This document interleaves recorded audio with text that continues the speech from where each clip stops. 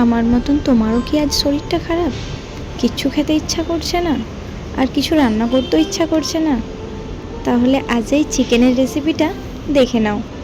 বাড়িতে সবজি তো থাকেই, আর সবজিগুলো তো এমনি খেতে ভালোই লাগে না। আর চিকেন দিয়ে সবজি বানাবো, বা সবজি দিয়ে চিকেন, খুব ভালো হয় খেতে। একটা পদেই এক থালা ভাত শেষ। আমি এখানে পেঁপে আলু এরকম লম্বা লম্বা করে কেটে নিয়েছি, আর নিয়েছি পেঁয়াজ রসুন আদা। আমি কোনো কিছু মিক্সিতে পেস্ট করব না, এখানে আদা আর রসুনটাকে এভাবে থেতো করে নেব।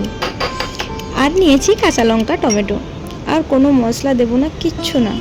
কড়াই সর্ষের তেল দিয়ে জিরা ফোড়ন দিয়ে কুচি করে রাখা পেঁয়াজটাকে দিয়ে হালকা করে ভেজে নিয়ে আদা রসুনটাকেও ভেজে নিয়ে তারপর নুন হলুদ লঙ্কা গুঁড়ো জিরে গুঁড়ো সব কিছু দিয়ে মশলাটাকে ভালো করে ভেজে নিয়ে চিকেনটাকে দিয়ে কিছুক্ষণ ভেজে নেব ভালো করে চিকেনটাকে। তারপর একে একে গাজর পেঁপে আলু টমেটো কাঁচা লঙ্কা সব কিছু দিয়ে আবারও কিছুক্ষণ ভালো করে ভেজে নেব।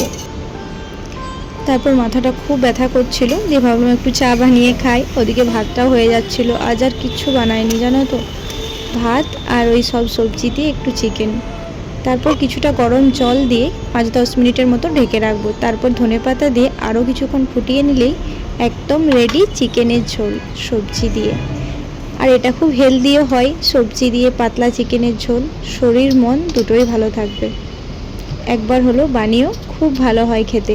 বাচ্চাদেরকেও বানিয়ে দিও, ওদের জন্যও ভালো, বাড়ির সকলের জন্য খাওয়া খুব ভালো। কম মশলায় হেলদি একটি চিকেনের রেসিপি।